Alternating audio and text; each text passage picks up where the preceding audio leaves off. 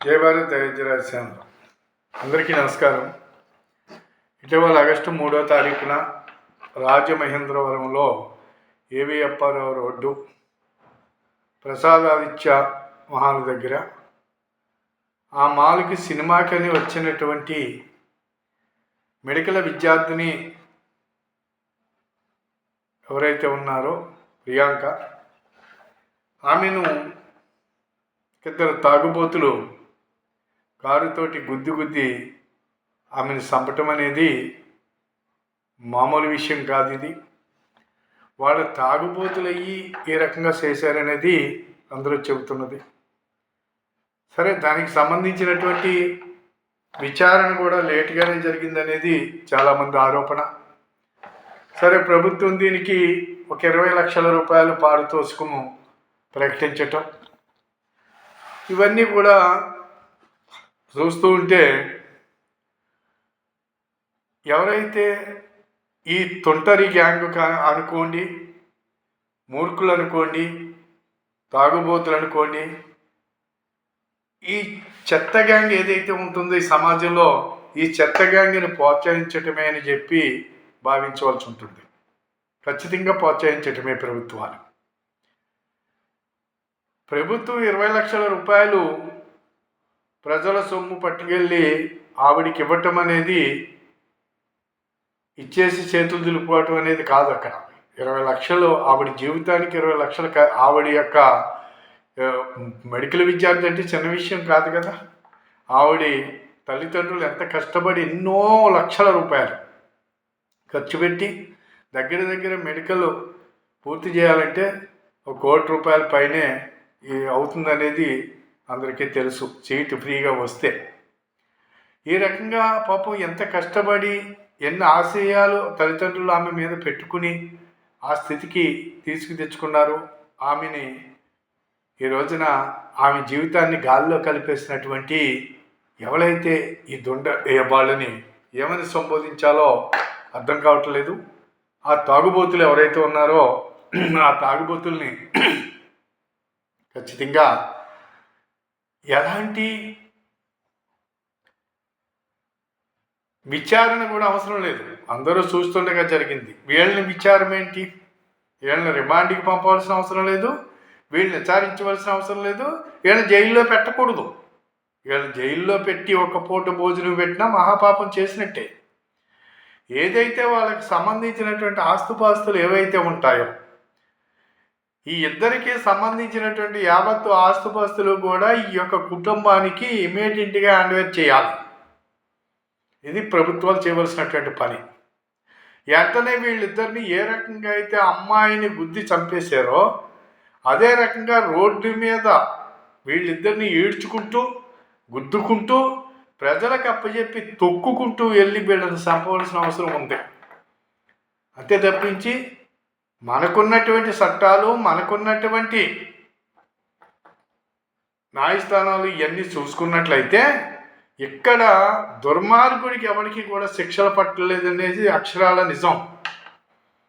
వీళ్ళని ఇప్పుడు వాడిని బెయిలిస్తారు, ఆయన బయటికి పంపేస్తారు. ఏంటి నన్ను చేసేది? చేశాను, బెయిల్ ఇచ్చారు, బయట తిరుగుతాడు. వాడు ఒక రౌడీగా తయారవుతున్నాడు. వాడు ఇంకా బాగా తయారవుతున్నాడు. ఆయన ఇంకా బాగా తయారు చేయటానికి కారణం ప్రభుత్వాలే కదా. ఇది కాదంటారా? ప్రభుత్వాలే కదా. అడిగి బెయిల్ ఇవ్వటం ఏంటి? అసలు వాడిని బెయిల్ ఇవ్వటం సంవత్సరాల తరబడి 10 సంవత్సరాలు, 20 సంవత్సరాలు, 30 సంవత్సరాలు కోర్టుల్లో ఈ యొక్క కేసు నడవటం. ఎందుకు ఈ రకంగా జరుగుతున్నాయి? ఎందుకు ఆ రకంగా నడిపించాలి? కారణం ఏమిటి? ప్రభుత్వాలు ఈ రకంగా కాలయాపన చేసి కేసులు మాపి ప్రభుత్వాలు చేస్తున్నాయా? కోర్టులు చేస్తున్నాయా? కోర్టుల్లో ఎందుకు ఇలాంటి వాళ్ళకి న్యాయం జరగట్లేదు? అత్యాచారాలకు గురవనివ్వండి, హత్యలు చేయబడినవ్వండి, దోపిడీలకు గురవనివ్వండి, అందరూ ఈ రోజున ఎవరికి న్యాయం అయితే జరగట్లేదు. చేసిన వాళ్ళు యథేచ్ఛగా తిరుగుతున్నారు, వాళ్ళ కార్యక్రమాలు వాళ్ళు చేస్తున్నారు, వాళ్ళు ఇంకా హీరోలుగా తయారవుతున్నారు, విలన్లుగా తయారవుతున్నారు. ఇటువంటి వాళ్ళని ఎందుకు ఈ ప్రభుత్వం ఉపేక్షిస్తుంది అనేది ఖచ్చితంగా ఈ రోజుని ప్రజలు అడుగుతున్నారు. ఎందుకు ఎన్కౌంటర్ చేయకూడదు వెళ్ళి? అసలు ఎన్కౌంటర్ కాదు, రోడ్లమ్మట పగ్గాలు కట్టి ఈడ్చుకుంటూ తొక్కుకుంటూ వీళ్ళని ఒక్కొక్క నరం తెక్కోసి వీళ్ళని చంపేయవలసిన అవసరం ఉంది. ఇది చట్ట వ్యతిరేక, చట్టాన్ని చేతుల్లోకి తీసుకుంటారా అని కొంతమంది వాగుతూ ఉంటారు. ఏంటి చట్టాన్ని చేతుల్లోకి తీసుకోవటం ఏంటి? ఎవరి జీవితాన్ని వీడి చేతుల్లోకి తీసుకున్నాడు? ఇప్పుడు ఒక అమ్మాయి జీవితమే కాదు, ఒక అబ్బాయి జీవితం, ఇది ఎవరి జీవితమైనా, ఎవరి ప్రాణాలను తీసే హక్కు వీడికి ఎవడిచ్చాడు? వీడు ప్రాణాన్ని ఇప్పుడు వీడు ఒక ప్రాణం తీసేసినప్పుడు ప్రజలందరూ అక్కడ ఇప్పుడు దీన్ని అందరినీ ఖండించటము, అవసరమైతే వీడిని చంపేయాలని చెప్పి ప్రజలందరూ నిర్ణయించినప్పుడు చట్టం ఏంటి? నీ చట్టం ఎవరికి కావాలి? ఈ చట్టం అనేది ఒక దుర్మార్గుడికి చుట్టంగా తయారవుతుంది. దాన్ని కొమ్ము కాసేటువంటి రాజకీయ నాయకులు, ఈ రాజ్యాంగాలు, ఈ న్యాయస్థానాలు. ఇక న్యాయస్థానాలు అయితే చెప్పనక్కర్లేదు. ఈ న్యాయస్థానాలు ఈ వేళకి ఎవరికి నష్టపోయిన వాడికి ఈ న్యాయస్థానాలు న్యాయం చేసేయనుకోవటంలో ఎక్కడ నాకైతే కనిపించటం లేదు. అందుకు కాబట్టి మీరు న్యాయం చేయటం వల్ల ఒకవేళ నిజంగా న్యాయమే చేశారనుకుందాం, ఎప్పుడు చేశారు మీరు? ఎన్ని సంవత్సరాలు? ఈలాగా వీడు బయట తిరుగుతూ అనేక రకాల భయభ్రాంతులకు గురి చేస్తూ వీడు దీన్ని మాఫీ చేసుకోవటం. మరి ఈ అవకాశం ఎవరిస్తున్నారు? న్యాయస్థానాలే కదా.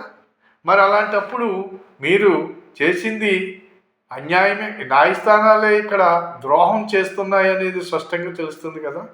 ఒక 5-6 నెలల్లో అసలు ఎలాంటి కేసుకి ఇంకా తీర్పు, ఇలాంటి కేసుకి ఇంకా ఎలాంటి విచారణలు ఉండవు. 10 మంది చూసింది, పబ్లిక్గా చేసింది, దీనికి ఇంకా మామూలుగా ఏంటండి? దీనికి అవసరమా? విచారణ అవసరమా? ఏం విచారణ చేస్తారు మీరు? ఈ విచారణలో అనేక రకాలైనటువంటి మలుపులు తిరుగుతూ, అనేక రకాలైనటువంటి అవినీతి జరుగుతూ, అనేక రకాలైనటువంటి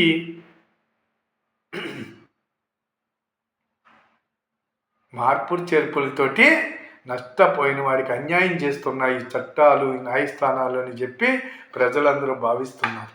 ఖచ్చితంగా ఎవరైతే మెడికల్ విద్యార్థిని ఎవరైతే మామూలుగా ఈ రోజున చేసినటువంటి ఈ దుష్టులు, దుర్మార్గులు ఎవరైతే ఉన్నారో వీళ్ళిద్దరిని ఇమీడియట్గా ఎన్కౌంటర్ చేయవలసిన అవసరం ఉంది. వీళ్ళిద్దరినీ వీళ్ళకు ఒక పూట భోజనం పెట్టినా ఇది మహాపాపము. ఖచ్చితంగా ఇలాంటిది ఉంది. ఇలాంటి కనీసం ఆడికి భోజనం పెట్టాలనే చట్టాల్లోని ఒకవేళ రాసి ఉంటే అలాంటి చట్టాలు అవసరమే లేదు. అలాంటి చట్టాలు తీసి పడేయండి. పడేసి వీళ్ళని ఇమీడియట్గా వీళ్ళని పైకి పంపేవలసినటువంటి అవసరం ఉందని చెప్పి ప్రజలందరూ భావిస్తున్నారు. అంతే కాబట్టి ఈ రాష్ట్రంలో పాలకులకి ఏ రకంగా మేము చెప్పవలసింది ఏంటంటే, ఖచ్చితంగా మీ పాలన అనేది మాటలతోటి కాదు, శాతలతోటి చూపించండి. ఇలాంటి వాళ్ళని ఖచ్చితంగా చర్య తీసుకోండి. ఉత్తరప్రదేశ్ అనే రాష్ట్రంలో ఉండేటువంటి గూండాలు, రవిడీలు, అనేక మంది దోపిడీదారులు అక్కడ ఏ రకమైనటువంటి శిక్షలు పడుతున్నాయి, ఏ రకమైనటువంటి ట్రీట్మెంట్ అక్కడ ముఖ్యమంత్రి ఇస్తున్నారు, ఇవన్నీ కనీసం మీకు చేత కాకపోతే ఆయన్ని చూసైనా నేర్చుకోండి. ఇక్కడ ఉన్నటువంటి చట్టాలతోటి ఈ న్యాయస్థానాల్లోనే ఈ యొక్క నష్టపోయిన అమాయకుల్ని బలి చెయ్యొద్దు అని చెప్పేసి ఈ సందర్భంగా నేను భారతీయుడిగా ఈ యొక్క జరిగినటువంటి నష్టానికి ఆ యొక్క కుటుంబానికి నేను ఆ కుటుంబం తరపున ఖచ్చితంగా నేను డిమాండ్ చేస్తున్నాను. ఖచ్చితంగా ప్రజలందరూ డిమాండ్ చేసేది ఇదే, అదే డిమాండ్ నేను చేస్తున్నాను. కాబట్టి ఈ యొక్క విద్యార్థినిపై జరిగినటువంటి దాన్ని ఖచ్చితంగా వెంటనే యాక్షన్ తీసుకోవాల్సిన అవసరం ఉంది. మీరిచ్చిన 20 లక్షలు ఏ రకంగానూ కూడా న్యాయం కాదు. 20 లక్షల రూపాయలు ఇచ్చి కేసులు మాఫీ ఆ కేసుల్ని నీళ్లు గార్చొద్దని చెప్పేసి, ముద్దాయిలకి సపోర్ట్ చేయొద్దని చెప్పేసి, ముద్దాయిల్ని బతకనివ్వద్దని చెప్పేసి ఇమ్మీడియట్గా వాళ్ళని పైకి పంపే కార్యక్రమం చేయండి అని చెప్పేసి సందర్భంగా కోరుతూ నేను మరీ కోరుతున్నాను ఈ ప్రభుత్వాన్ని. దయచేసి వాగ్దానాలు మానేయండి.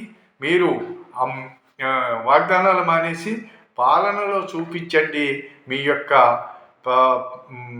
పరివర్తన పాలనలో చూపించండి మీ యొక్క సత్తా ఏంటో అని చెప్పేసి కోరుతున్నాం. కాబట్టి వీడియో 10 మందికి షేర్ చేయండి, సబ్స్క్రైబ్ చేయమని కోరుతూ తోటి వారందరికీ కూడా నమస్కారాలు తెలియజేస్తూ మనమందరం కూడా ఇలాంటి వాటిని ఖండించవలసిన అవసరం ఉంది, మార్పు తీసుకురావాల్సిన అవసరం ఉంది. ఇలాంటి గోండాలని రౌడీల్ని సమాజంలో తిరగనివ్వకూడదు. దానికి తగ్గట్టుగా సమాజం రియాక్షన్ ఇమీడియట్గా ఉండాలని చెప్పేసి కోరుతూ చాలా తీసుకున్నాం. జై భారత్, జై హింద్.